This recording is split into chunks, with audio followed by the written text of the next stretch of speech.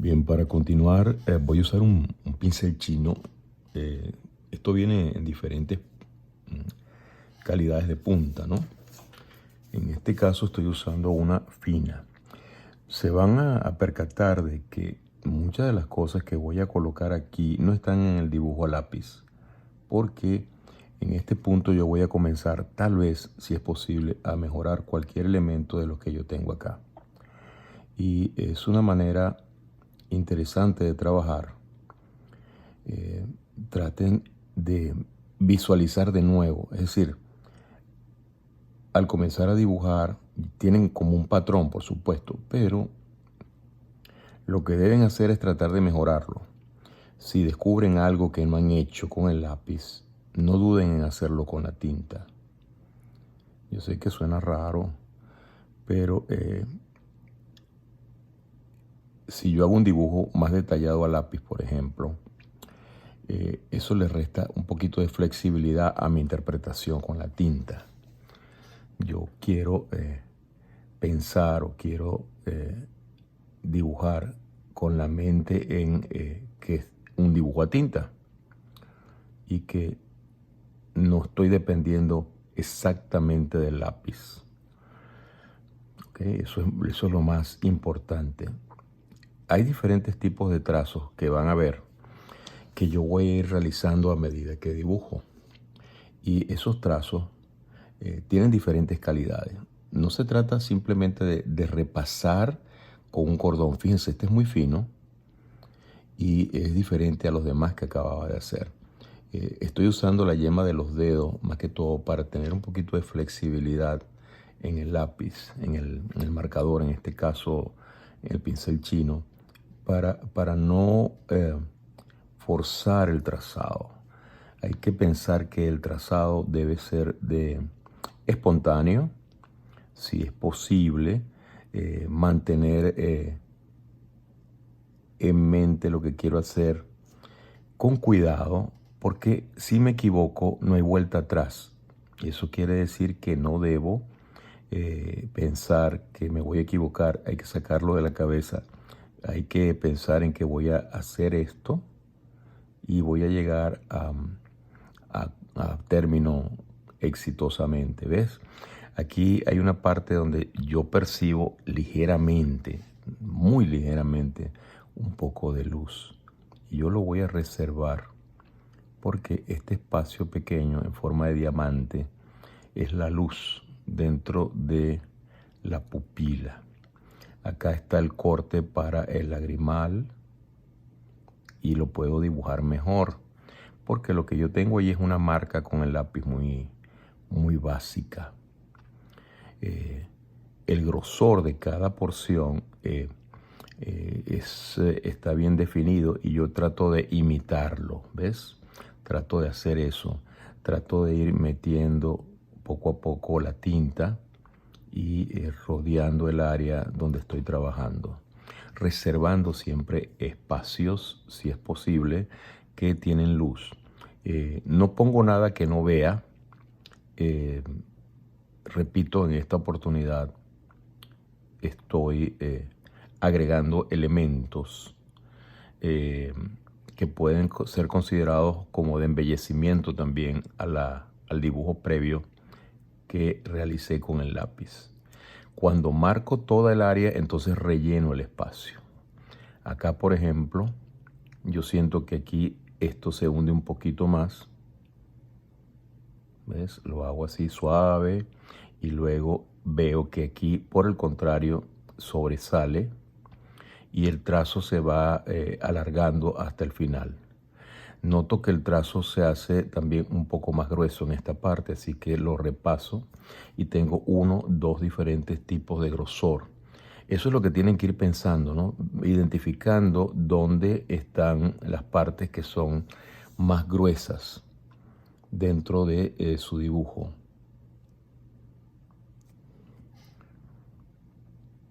Y colocarlas allí. Aquí estoy colocando, esto no está en el dibujo, en la foto, pero no importa, se ve bien, porque quiero crear el efecto de la pestaña. ¿Ves? Eso no está allí y si está, apenas se asoma. Esto aquí da una vuelta mayor se siente una vuelta mayor.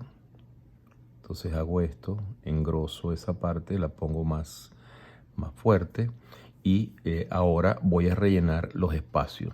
Vamos a ver, fíjense bien lo que voy a hacer. Esto, después que tengo todo marcado en el área, voy a, con cuidado por supuesto, a tratar de llenar todos los espacios. Allí voy, ya los espacios están marcados, ahora los lleno. Esto lo puedo hacer con otro tipo de pincel, ¿no? Pero este es bastante preciso y me gusta por eso. Entonces lo voy a hacer con este. Y voy marcando todo el área. Inclusive ahora puedo ver el área que reservé con mayor facilidad. ¿Ven? En la parte de la luz, por ejemplo. Y lo voy cerrando alrededor de toda la luz. Y allí termino. Entonces ahora el ojo tiene otra calidad, ¿se dan cuenta? Otra calidad que el lápiz no estaba de ninguna manera produciendo. Pero la ventaja que tenía el lápiz es que yo podía, si quería, yo podía haber hecho unos grises. Acá no puedo hacer eso, porque aquí solamente tengo el negro de la tinta. Eso hay que tenerlo muy en cuenta. Acá el borde del párpado inferior, que no toca el ojo termina acá, este es el borde del párpado inferior, va a descender y va a crear este grosor que está al lado del lagrimal. Entonces me muevo para tener el ángulo y voy rellenando esa parte también. Y cualquier cosa que dejara yo de hacer en ese momento, yo la puedo completar en aquí. Tengo un doble borde acá, que es el párpado, en la parte de adentro. ¿Ves? Ese. Y va a caminar por acá, pero en sombra. Y lo uno aquí. Se ven algunas pequeñas ideas de pestaña, pero no se hacen todas. Realmente se escogen algunas y eso es suficiente, ¿no? No hay que hacerla. Ahora viene un gris. Este gris va a producirse por varios trazados que yo voy a colocar y con cuidado para ver la dirección del párpado, ¿ves? En este caso va así y yo puedo repetir ese y puedo crear entonces ese gris con dos trazos. Puedo crear otro gris intermedio con trazos también para que se vaya cerrando el valor hacia el final del párpado, así. Puedo crear otros grises adyacentes, por ejemplo, a ver, este de acá. Ahora voy a hacer esto, a ver. El trazo sería en esta dirección porque está, así es que va el volumen, ¿ves? Pero tengo que tener cuidado de no exagerarlo y estoy pensándolo si lo voy a hacer así o no. Ahora mismo estoy haciendo este gris un poquito más sólido. ¿Mm? Mientras tomo la decisión me voy a mover hacia adentro. Voy a alargar la pestaña. No estoy seguro si vale la pena hacer eso o no. Y como no lo puedo reparar, busco hacer otra cosa. Este gris, en cambio, sí está claramente señalado. Y voy a trazarlo.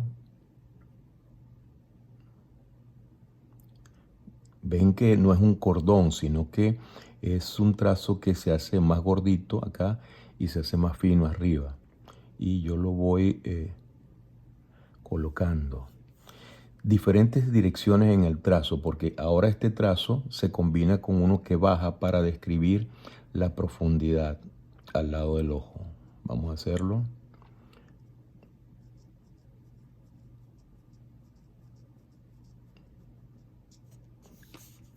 Y finalmente uno alargado que vaya cayendo dentro de esta área. Ahí va. Esto es una trama para producir un gris, para producir un efecto que a veces se puede cruzar, a veces no es necesario cruzarlo, como en este caso. Entonces, toda esta parte de acá está metida en el gris. Puede seguir, yo insisto en que voy oscureciendo poco a poco para no pasarme, ¿no? Eso es importante. En la dirección del pelo de la ceja también está bien estipulada. Entonces comienzo a producir parte de la sensación del pelo en la ceja. Va en una dirección específica y se va abriendo en abanico. Es decir, va haciendo este movimiento de rotación. ¿Ok? Y en esta parte de acá es diferente y va haciendo una especie de diagonal. Vamos a ver si lo puedo imitar. No tiene que quedar exacto porque acuérdense que es un dibujo. ¿Ven? Va haciendo eso. Y aquí se afina muchísimo. ¿Y saben qué? No me gusta. No me gusta. Y yo lo que voy a hacer es que voy a agregar algo diferente. Por ejemplo, puedo hacer esto.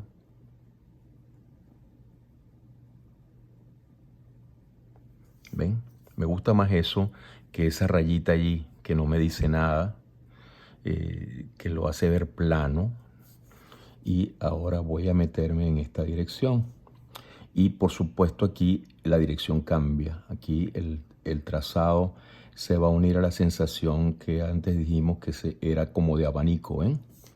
Y toda esta parte de acá se vuelve gris. Entonces la superposición de trazos va creando el valor. Si yo vuelvo a trazar entre estas, voy a producir un tono más oscuro. Y ese está bien para ir haciendo este efecto que se va metiendo y se va comunicando allí. Tengo que tratar de que no se me enrede, ¿ves? Que no se vuelva algo desordenado, sino que se vaya cerrando simplemente, así, y puedo concluir con otro trazo en esta dirección y en esta dirección. Así que se va cerrando y el valor se va viendo más oscuro hacia el final. Puedo ir controlando esto para crear un final en el otro gris de abajo, así. Todavía no me decido con esto, así que sigo trabajando. Lo puedo unir acá con la sensación esa del abaniquito, ¿ves? Todavía no me decido si hago esta aquí en esta dirección o la hago, o continúo esta dirección o la hago así. Tal vez lo ideal sería hacer esto, hacer el trazado más abierto. Voy a probar.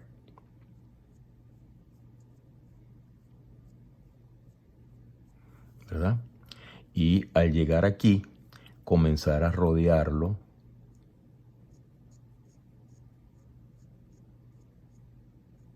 más separado. ¿Ven? Funcionó, menos mal. Entonces, ¿hasta dónde llego? Hasta acá. ¿Por qué? Porque de aquí para acá ya no existe ese problema. Sin embargo, aquí sí da la vuelta porque está el hueso. Entonces tengo que combinar los trazos. Vamos a ver. Trazos finos que van alimentando el área. Ahí, ¿ves? Y se va a conseguir con este que baja y describo la dirección. Aquí está el plano marcado. Entonces yo simplemente voy a describir la dirección. Puedo hacerlo en dos direcciones, así o lo puedo hacer así. Yo creo que lo voy a hacer de esta manera porque es más descriptivo del área. 1, 2, 3, ¿ven?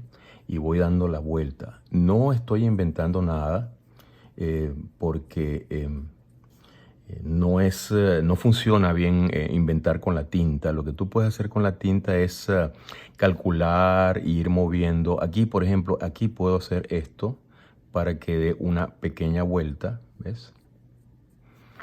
Y vaya envolviendo el área. Es delicado, no es una cosa que tú haces de una vez, ¿no? Sino que vas poco a poco acercándote a lo que necesitas. Ahora aquí, esta parte es delicada también porque aquí es donde el hueso se une, ¿ves? Voy a hacerlo con cuidado, se une a la nariz, así. Y acá se pone más grueso y ya tienes esa parte describiendo la forma del hueso. Es importante ver, por ejemplo, que algunas partes de sombra entran en medio tono. Por ejemplo, aquí.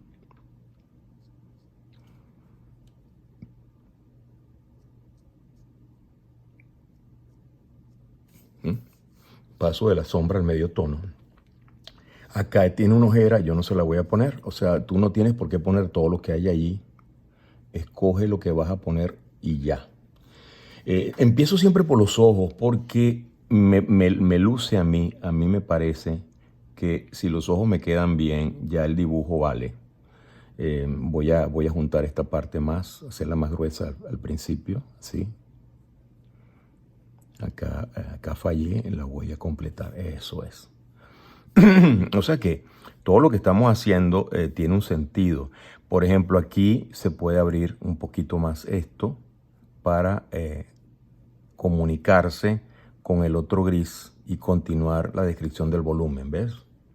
Y puedo hacer esto y lo voy metiendo ahí. O sea, varias direcciones, pero siempre tratando de describir el volumen. Eso es sine qua non, es decir, hay que hacerlo así, sí o sí, buscando describir el volumen. Ahora voy a hacer la nariz y este siempre es un problema porque aquí el hueso nasal se sale de esta manera y una vez que termina el recorrido del hueso nasal hay una depresión que todo el mundo la puede notar en todo el mundo, eso está ahí. Y luego hay una elevación para la punta de la nariz y quiero hacer la nariz delicada, así que voy con cuidado. Esta parte se puede poner un poquito más gruesa, ¿ves? Para que dé la vuelta. Entonces fíjate que hay diferentes intensidades, ¿eh? Grueso, más o menos, fino, grueso. No es un cordón. Yo he visto, he visto un montón de gente haciendo plumilla y todas estas rayitas se parecen, son igualitas. Y eso no es la plumilla. Pueden ver los trabajos de Miguel Ángel y de Rafael y de toda esa gente que hacía esos trabajos tan bellos y se van a dar cuenta que los grosores están combinados. Vayan a ver también el trabajo de Charles Dana Gibson, que era, en mi opinión, uno de los mejores dibujantes a pluma que hay. Difícilmente alguien puede decir que dibuja a pluma